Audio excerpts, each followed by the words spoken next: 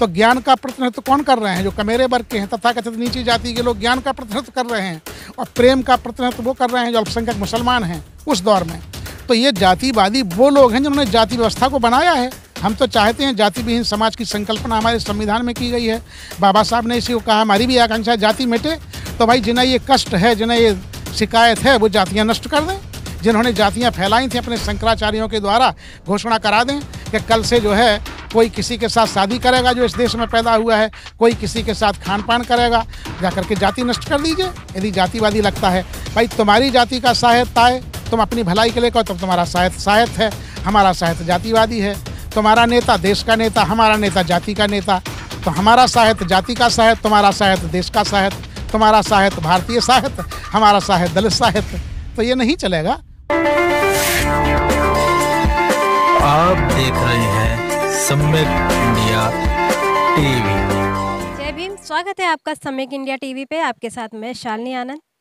और जैसा आप देखते हैं कि सदियों से ये चला आ रहा है, जो SC ST OBC के, चाहे वो एजुकेशन में हो, चाहे वो नौकरी पेशे में हो, चाहे बिजनेस में हो, और चाहे उनकी खुद की निजी ज़िंदगी हो, वहाँ तक उनको पहुँचने के लिए बहुत कड़ा संघर्ष करना पड़ता है। ये बहुजन महापुरुषों से आप सीख सकते हैं। लेकिन फिर भी जो तथाकथित उच्च वर्ग के लोग हैं, जो हमेशा ये टिप्पणी करते रहते हैं कि उनको जो आज जिस पोजीशन पे हैं वो उनको संघर्षों की वजह से है, और जो SC ST OBC के लोग हैं उनको तो बड़ी आसानी से सब मिल जाता है। इसी टॉपिक पे आज हमारे साथ चर्चा करने के लिए हैं प्रोफेसर कालीचरण स्नेही सर, जो लखनऊ विश्वविद्यालय से हिंदी डिपार्टमेंट से है। तो सर आप क्योंकि स्वागत है, सबसे पहले तो स्वागत है आपका हमारे चैनल। मैं अपने आपके सभी चैनल के श्रोताओं को, दर्शकों को सादर जय भीम करता हूं। और आप लखनऊ विश्वविद्यालय परिसर में आई हैं, इसके लिए मैं आपका स्वागत करता हूं। आपने जो बात कही है ये सच में एक बड़ा मौलिक प्रश्न है। मैं भी कई बार देखता हूं कि तथाकथित जो उच्च जाति के लोग हैं वो कहते हैं कि आपको तो कुछ करना नहीं पड़ा, रिजर्वेशन की बदौलत आप आ गए हैं, हमें बहुत संघर्ष करना पड़ा। तो मेरा उनके लिए जवाब है कि भाई हम तो जन्म से ही संघर्षशील हैं। हमारा जब जन्म होता है, जन्म के बाद ही हमें तमगा मिल जाता है एक जाति विशेष का, और अस्पृश्यता वर्जनाएँ हमारे साथ लगातार पीछा करती हैं। हम जब शिक्षा के लिए जाते हैं वहाँ भी हमारा जाति पीछा करती है। तथाकथित नीची जाति में कह कर के हमको पग पग पर अपमान झेलना पड़ता है, अपने अध्यापकों के द्वारा, अपने मित्र मंडली में जो क्लास के लड़के हैं उनके द्वारा, और समाज में जैसे ही हम आगे आगे बढ़ते हैं हमको ये लगातार हर स्टेप पर हमको अपनी जाति का एहसास कराया जाता है। और जातिगत टिप्पणियाँ यहाँ तक कि उच्च पदों पर हमारे जो साथी पहुँचते हैं, चाहे वो राष्ट्रपति के पद पर ही क्यों ना पहुँचे हों, चाहे मुख्यमंत्री हों या किसी बड़े पद पर पहुँचते हैं, तो उनको भी जाति सूचक अपमानजनक टिप्पणियाँ करके उनको हतोत्साहित करने की कोशिश की जाती है। हमारा संघर्ष लगातार रहता है, समाज से, सत्ता से, व्यवस्था से लगातार रहता है। इसलिए कि हम मांग करते हैं, आदमी हम मनुष्य हैं, तब मनुष्य की गरिमा की मांग करते हैं कि हमें मनुष्य होने का जो अधिकार है वो पूरा मिलना चाहिए। और सचमुच में इस देश में मनुष्य का जाति देख करके सम्मान और अपमान किया जाता है। यहाँ ये देखा जाता है कि आपकी जाति क्या है। कुछ लोगों को जन्म से ही सम्मानपूर्वक दर्जा मिल जाता है, वो पूजनीय बन जाते हैं, और कुछ लोग तिरस्कृत व अस्पृश्य जीवन जीने के लिए अभिशप्त हो जाते हैं। आपने सही कहा कि महापुरुष हमारे जो रहे हैं उन सब ने संघर्ष किया। बाबा साहब का संघर्ष सर्वविदित है, ज्योतिबा फुले साहब का संघर्ष सर्वविदित है, किस तरह से पग पग पर अपमान किया। हमें जो भी मिला संघर्ष से ही मिला। यदि संघर्ष का हमें यदि दस्तावेजी देखना है कुछ, तो हम देखिए दलित साहित्य में जो हमारी आत्मकथाएँ आई हैं उनको देख करके आज हमारे प्रोफेसर शिवराज सिंह बेचन दिल्ली विश्वविद्यालय के हिंदी विभाग के अध्यक्ष हैं, लेकिन उनकी जो आत्मकथा है मेरा बचपन मेरे कंधों पर, पढ़ करके देखिए किस तरह से संघर्ष करते हुए उन्होंने अपने मुकाम को हासिल किया है। शिक्षा में किस तरह से व्यवधान आए, फिर जाकर के उनको रोजगार के लिए किस तरह से व्यवधान आए, ये सारा होता रहा है। हम जूठन पढ़ते हैं तो ओम प्रकाश वाल्मीकि के संघर्ष को देख सकते हैं। JNU में हमारे जो प्रोफेसर रहे हैं प्रोफेसर तुलसीराम साहब, उनके संघर्ष को देख सकते हैं कि जब पढ़ रहे थे तो उन्होंने कहा हमें दोहरा अपमान झेलना पड़ता था। एक तो उनकी जो है आँख से, मतलब जो है उनकी आँख की रोशनी नहीं थी, तो हम देखते हैं कि किस तरह से फिजिकल जो चैलेंजेज लोग हैं उनको किस तरह से इस देश में अपमानित किया गया। तो वो कहते थे एक तो दलित होने के कारण, और दूसरा मेरी बाईं आँख खराब होने के कारण मुझे दोहरा अभिशाप झेलना पड़ा। अपशकुन मानते थे लोग। तो कल्पना करिए कितना भयंकर उनको उत्पीड़न झेलना पड़ा है। तो दोहरा संघर्ष हमारे लोगों को तिहरा संघर्ष करना पड़ता है। हम लोग आज विश्वविद्यालय में हैं किसी तरह से, तो सचमुच में जिनको पढ़ने का मौका नहीं मिला, उन्हें पढ़ाने का मौका मिला है, ये ऐसे ही खैरात में नहीं मिल गया। हमको किसी ने केवल इसलिए नहीं कि रिजर्वेशन की पोस्ट है, नहीं, हमने जो योग्यताएं हैं उनको हमने प्राप्त किया है, हमारे लोगों ने प्राप्त किया है। हम देखते हैं कि बहन जी इस प्रदेश की 4 बार मुख्यमंत्री बनी हैं। इसका मतलब वो बाकायदा जो संवैधानिक व्यवस्था है, चुनाव की जो पद्धति है, उसको फुलफिल करके आते हैं, तभी तो हमारे लोग बनते हैं। तो ये हम लोगों को तो संघर्ष पग पग पर करना पड़ता है, बिना संघर्ष के किसी को कुछ नहीं मिलता है।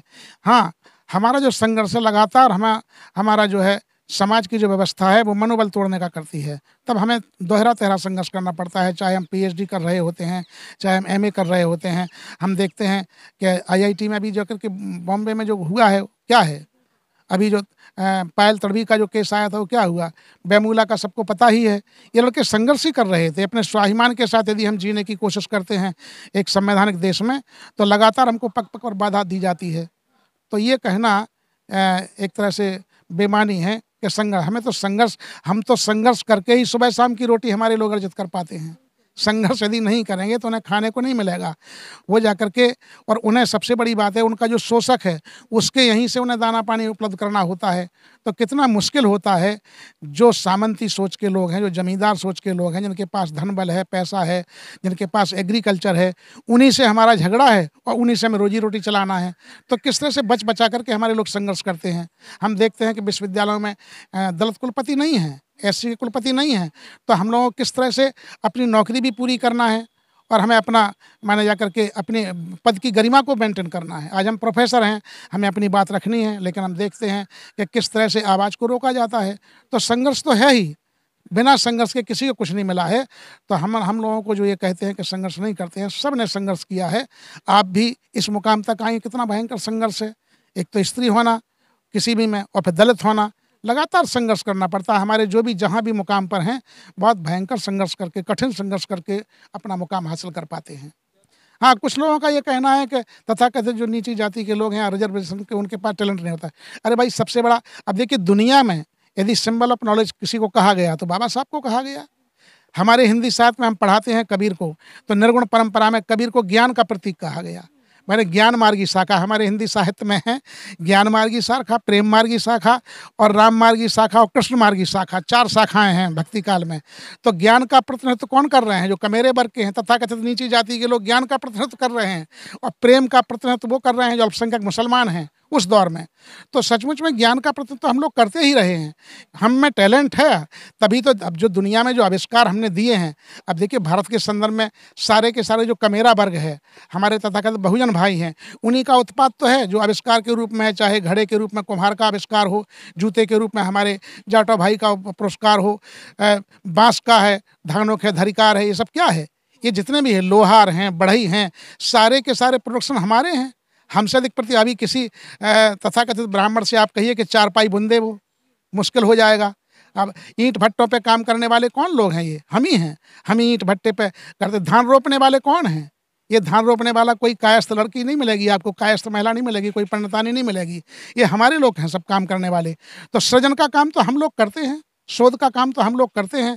हाँ, ये बात है कि काम हम करते हैं, दूसरा मजा उठाता है, तो हम बदनाम हम होते हैं। काम हम करते हैं। यही देश एकमात्र ऐसा है जहाँ श्रम करने वाले लोगों को माने एक तरह से अपमानित करने की कोशिश की जाती है, और जो निठल्ले लोग हैं, जिनका कोई सृजन में योगदान नहीं है, उनको वर्चस्व, उनको मान्यता प्राप्त है। इस धारणा को बदलना होगा। दुनिया में ये धारणाएं बदली हैं, इस धारणा को हमें बदलना पड़ेगा। सर, क्योंकि दलित साहित्य पर हम बात करेंगे, क्योंकि दलित साहित्य इस समय चर्चा में बना हुआ है, तो ये बताइए कि दलित साहित्य में जो हिंदी साहित्य का जो महत्व है वो आखिर क्या है? देखिए, असल में क्या है कि हमने ये पढ़ा है, हमारे यहाँ ये कहा गया, महावीर प्रसाद द्विवेदी का एक कोटेशन है कि साहित्य समाज का दर्पण है। तो चूंकि भारत का समाज आप एक तरह का समाज नहीं है। यदि आप ईसाई समाज कहेंगे तो लगभग यूरोपीय समाज, ईसाई समाज जो वाइट हैं, वो सब एक प्रकार के हैं। लेकिन भारत के संदर्भ में ये नहीं है। भारत चूंकि वर्णवादी व्यवस्था में ग्रसित है, तो यहाँ वर्णों में लोग विभाजित हैं, पर वर्णों के अलावा जातियों में, हजारों जातियों में विभाजित हैं। तो आदिवासी समाज अलग है, दलित समाज अलग है, बहुजन समाज अलग है, अलग अलग कोटियों का, बल्कि यहाँ तक कहिए कि जातियों के समाज हैं। माने एक जाति का भले ही वो दलित है, लेकिन दूसरी जाति से उसका सामाजिक स्ट्रक्चर अलग है। तो ये है। तो जब साहित्य में माने हमारा अस्त्र था कहाँ? साहित्य समाज का दर्पण था, लेकिन लिखने वाले कौन थे? पढ़ने वाले कौन थे? हमें तो पढ़ने की मनाही थी। हम उसमें आ रहे थे तो राक्षस के रूप में आ रहे थे, दैत्य के रूप में आ रहे थे, पिशाच के रूप में आ रहे थे। हम अमानवीय दृष्टिकोण से आ रहे थे। हम सेवक के रूप में आ रहे थे, चौकीदार के रूप में आ रहे थे, सेवादार के रूप में हम आ रहे थे। हम उसमें पूरे रूप में जो हमारी हैसियत है मनुष्य होने के कारण हम उस रूप में नहीं आ पा रहे थे। तो सही बात है कि हमारा जो लगभग 1000 साल का हिंदी साहित्य है, उसमें हमारा चेहरा विद्रूप था, दूसरे प्रकार का था, अपमानपूर्वक था।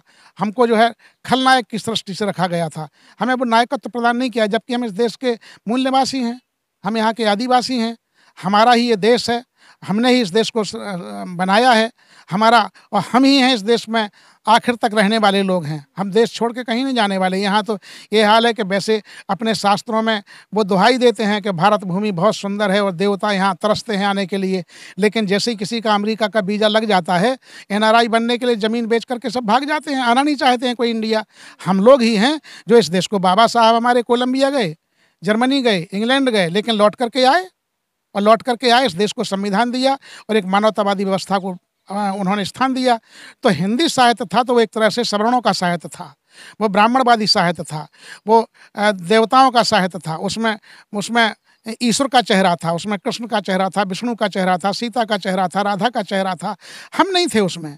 तो हम जब हमको संविधान मिला, पढ़ने की सुविधा मिली, तब हमने अपने समाज का, हमने अपने दुख दर्द को उकेरा, हमारी जो आकांक्षा है, इच्छा है, उसको हमने अपने अपने गुस्से का इजहार किया, हमने आशाओं को किया, और अपने अपने हिस्से का हमने साहित्य लिखना आरंभ किया। आदिवासियों ने अपने हिस्से का साहित्य लिखा, और आधी आबादी की स्त्रियां भी अपना साहित्य लिख रही हैं। तो दलित साहित्यकार जो आए हैं, जिसको कई जगह बहुजन साहित्य कहने की भी कोशिश की जाती है, लेकिन मूल रूप में दलित साहित्य जो है वो वास्तव में जो यहाँ की वंचित समाज है, जिनको मौका नहीं मिला, सम्मान का कोई अवसर नहीं दिया गया, उनकी जो व्यथा कथा है, उनकी जो कहानी है, वो सब उस बहाने आ रही है। और हम दलित साहित्य, अब आज की तारीख में दलित साहित्य, विमर्श मूलक साहित्य हिंदी साहित्य के प्राण बन गया है। हिंदी साहित्य में, एक लोकतांत्रिक देश में यदि हम पहले का तो चारण काल पढ़ाते तो किस राजा की कथा पढ़ाएं, भक्ति काल था, वो भी हम धर्मनिरपेक्ष देश से संवैधानिक रूप से, रीतिकालीन साहित्य श्रृंगारिक था पूरा का पूरा।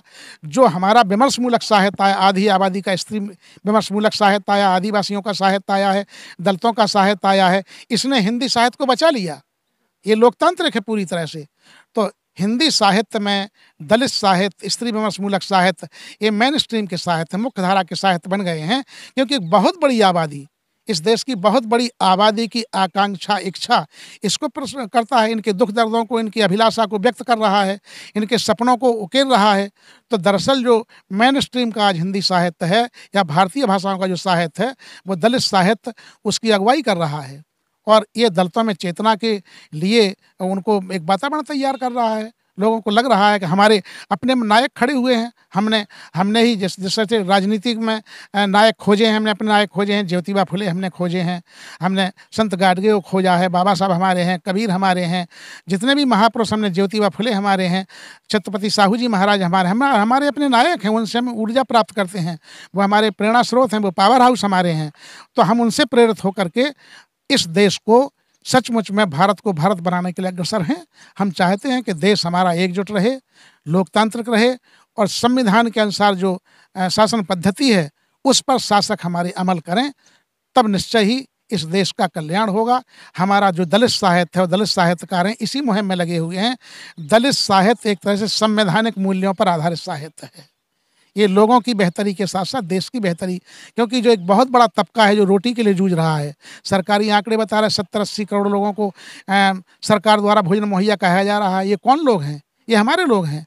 तो इनको हम चेतना दे रहे हैं कि किस तरह से मनुष्य होने का क्या मतलब होता है। एक लोकतांत्रिक देश में सबसे अंतिम आदमी, चाहे गांधी का अंतिम आदमी हो, चाहे बाबा साहब के हम सर्वहारा हों, चाहे मार्क्सवादियों के सर्वहारा, हम ही लोग हैं।